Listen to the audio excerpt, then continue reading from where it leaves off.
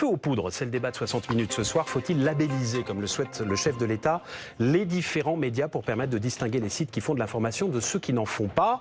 Idée relancée il y a quelques jours qui lui valent des accusations de la part d'une partie de la droite et du RN qui dénonce une dérive autoritaire de sa part et une volonté de contrôler les médias.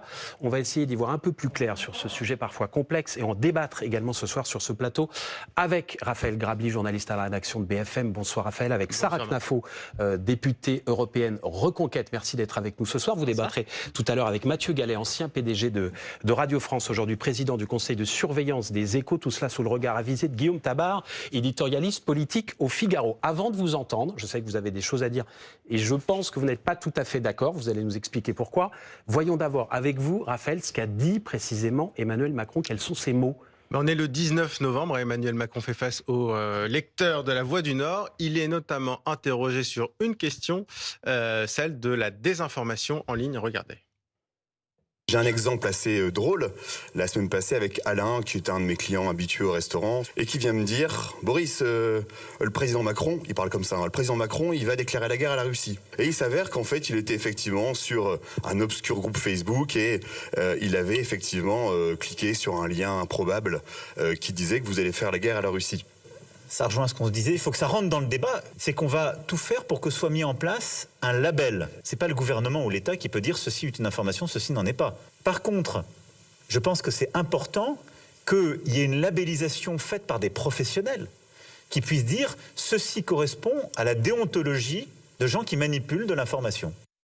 Donc si on résume, on parle de faux sites d'information dans le cadre d'ingérences étrangères qui imitent parfois d'ailleurs de vrais sites d'information pour diffuser des fake news. On voit ici d'ailleurs un faux site du Monde dans le cadre d'une opération de propagande pro-russe. On voit le titre, un ministre français, d'ailleurs le français n'est pas tout à fait correct, soutient les meurtres de soldats russes en Ukraine. Exactement, et voilà, c'est les limites de Google Traduction peut-être. Mais donc évidemment c'est un faux site qui reprend l'image du Monde dans le cadre d'une opération d'ingérence étrangère. Alors Emmanuel Macron a prononcé le mot qui fâche, label, de quoi il parle? Alors, on appelle ça, ce label, Initiative pour la confiance dans le journalisme. C'est absolument pas nouveau. Ça date de 2019. Ça a été lancé par RSF, Reporters sans frontières, avec des médias étrangers. Le concept, il est assez simple. Sur la base du volontariat, chaque site d'info peut s'inscrire pour dire, pour résumer, j'ai une rédaction avec des vrais journalistes, peu importe sa ligne éditoriale. Il est ensuite audité par un cabinet indépendant, donc pas RSF, pour obtenir une certification qui est à disposition des réseaux sociaux, X, Facebook ou TikTok, pour faire le tri entre les vraies sources d'infos et les faux sites. En France, il y a 43 médias qui sont certifiés, dont les médias du groupe EBRA, notamment donc dans l'Est de la France. TF1, les dernières nouvelles d'Alsace, le Dauphiné libéré, etc. Exactement, dont y compris TF1 et notamment Radio France, avec une limite quand même, c'est qu'il n'y a aucun réseau social qui pour le moment n'utilise cette base de données de vrais sites d'infos, entre guillemets, notamment pour les mettre en avant. Et pour être complexe, Camille Feu aux poudres, c'est une vidéo publiée hier par l'Élysée. Oui, certains éditorialistes et politiques ont dénoncé une dérive autoritaire d'Emmanuel Macron et sur X, l'Élysée a décidé de réagir en vidéo. Emmanuel Macron envisage un label pour les médias. Il y aurait les bons médias et les moins bons. Comment ne pas voir dans cette initiative une tentation autoritaire d'un président mécontent du traitement médiatique et qui souhaite imposer un récit unique? Je propose un nom pour ce nouveau service de communication, la Pravda. Jamais la menace totalitaire n'a été aussi présente, aussi probable depuis la peste brune et la peste rouge qu'avec la Macronie finissante. En termes d'audience, c'est plutôt réussi. On a plus de 5 millions de vues ce soir. Après, ce ne sont pas forcément des vues et des relais uniquement pour approuver ce qui est dit par le compte de l'Élysée. Sarah Knafo, il est dans son rôle, Emmanuel Macron, dans cette vidéo.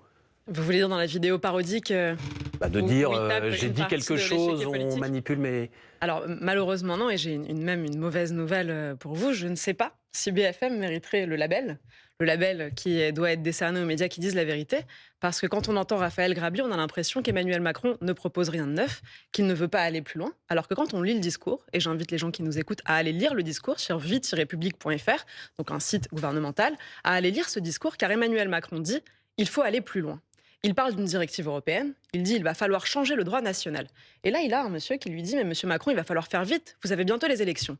Emmanuel Macron lui répond « mais vous avez raison, il faut faire vite, mais je dois d'abord alerter l'opinion publique, parce que sinon les Français ne seront pas d'accord, il faut les préparer pour un changement de droit, donc pour aller plus loin que ce que vous dites, pour que ce label ne devienne non pas facultatif mais obligatoire, visant à imposer aux plateformes de mettre davantage en avant les contenus qui seraient labellisés. Donc l'objectif, c'est de dire à des plateformes, vous avez tel média qu'on a labellisé, une fois qu'il est labellisé, l'algorithme doit le pousser.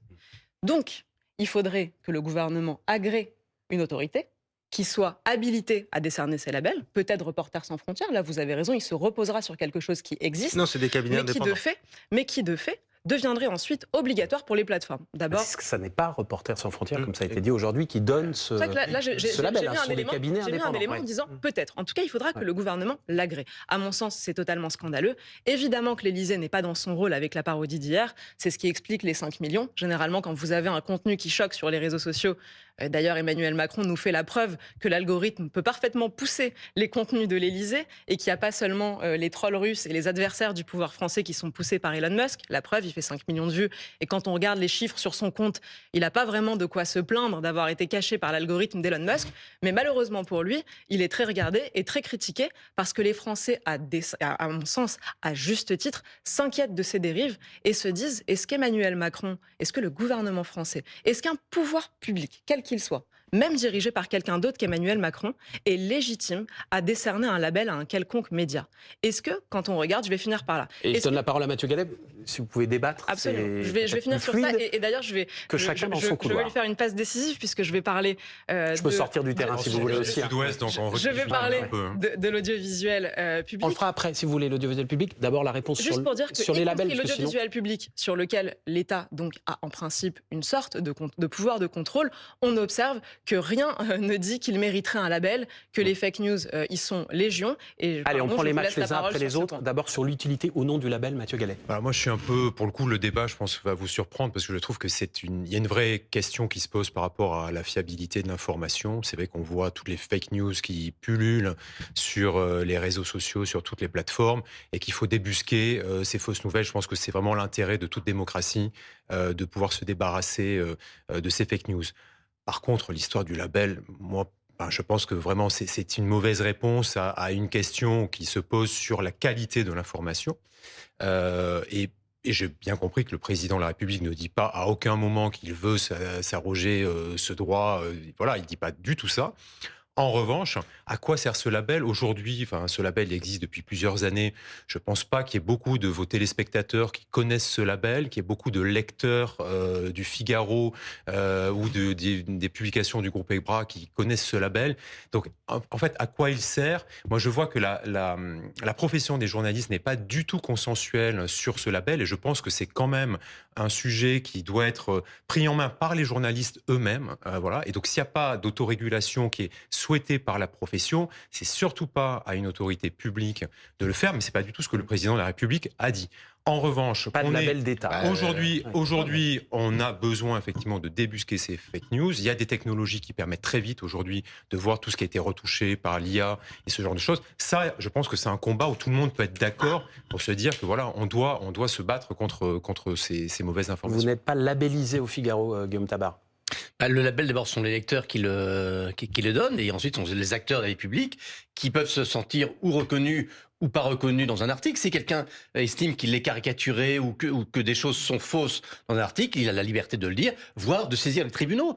Il existe, on semble dire qu'il faudrait de la régulation. Mais pour vous, ça suffit, la justice, aujourd'hui? Non, mais pour lutter. Ouais. C'est pas que ça suffit, c'est que je pense qu'il y a un danger démocratique à vouloir aller plus loin. Et là, on vient d'en avoir à l'instant de la démonstration. À l'instant. Ce qu'on vient d'entendre, vous avez remis l'extrait. Emmanuel Macron qui dit on va tout faire pour qu'il y ait un label. Il ajoute, ce label, évidemment, ça n'est pas l'État qui peut le donner, ça n'est pas bon. Mais il commence par dire, on va tout faire pour qu'il y ait un label. Ensuite, on entend Pascal Praud qui dit, Emmanuel Macron veut un label. Et après, il ajoute, c'est son commentaire, ça s'appelle la Pravda, etc. Il dit, Emmanuel Macron veut un label. Il redit ce qu'Emmanuel Macron a dit. Pascal Praud ne dit jamais, Emmanuel Macron veut un label de l'État. Et là, l'Élysée prend la phrase Pascal Praud disant Emmanuel Macron veut un label, c'est-à-dire qu'il reprend la phrase Emmanuel Macron, et l'Élysée dit fake news.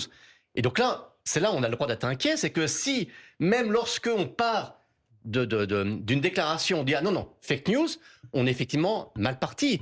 Et moi, ce qui m'inquiète dans le mot label, c'est que on s'en remet à une supposée autorégulation de la profession, mais on voit bien dans tous les débats qu'il y a actuellement dans le match de ping-pong entre le service public et CNews.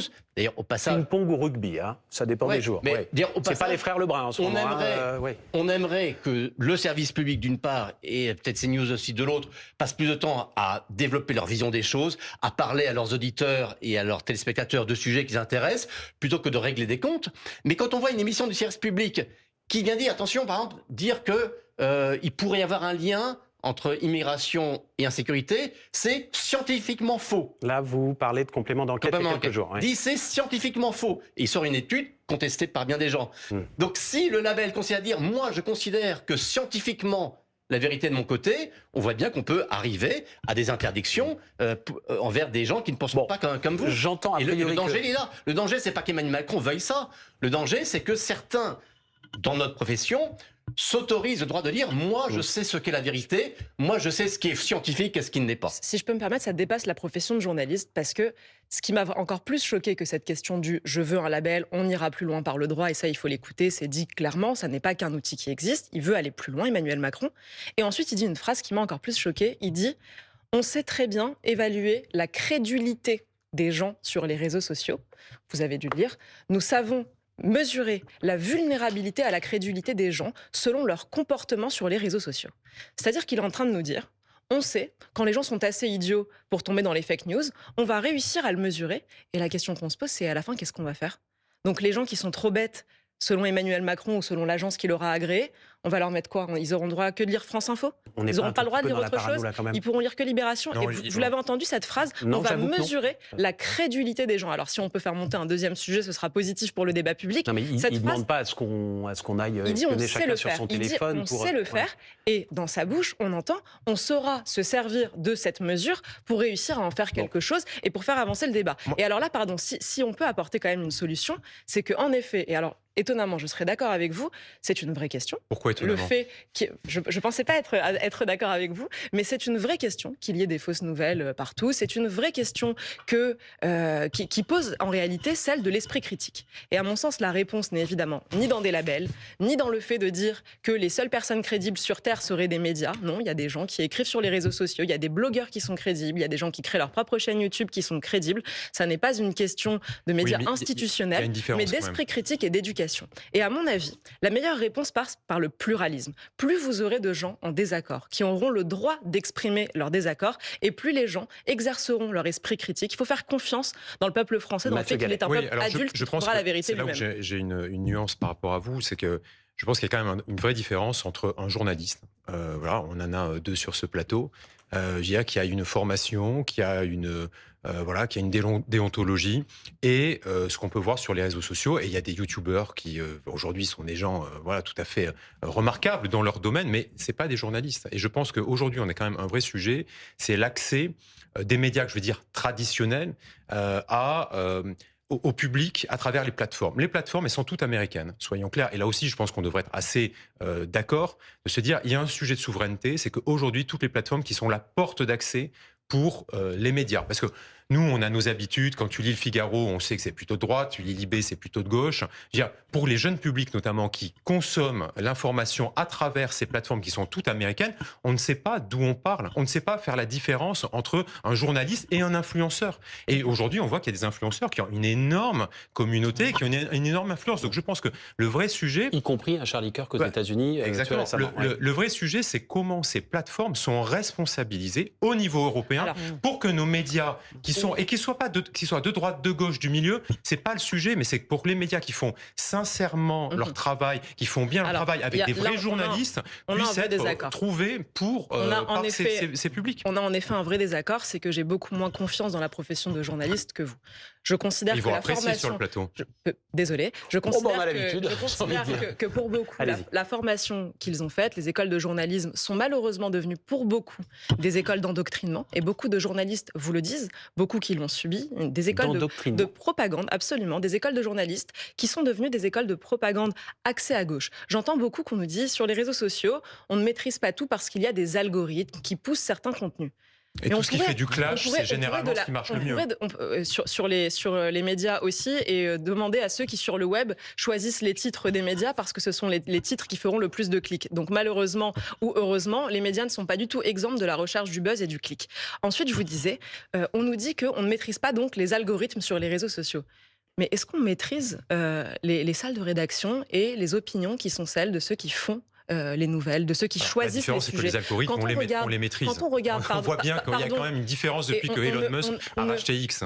Oui, Emmanuel Macron fait 5 millions de vues. On ne maîtrise pas le fait de savoir que lorsqu'on regarde France Inter, par exemple, on a une rédaction de gens qui sont payés par nos impôts et qui pourtant ont des opinions qui sont très axées à gauche. On ne maîtrise pas le fait que sur France Info, des gens qu'on paye par nos impôts vont trafiquer des infographies.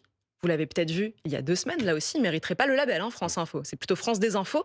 Alors eux, carrément, ils trafiquent des sondages. Donc ils nous mettent François Hollande qui est à 6% et qui a l'air de faire 2 fois plus important que le score des...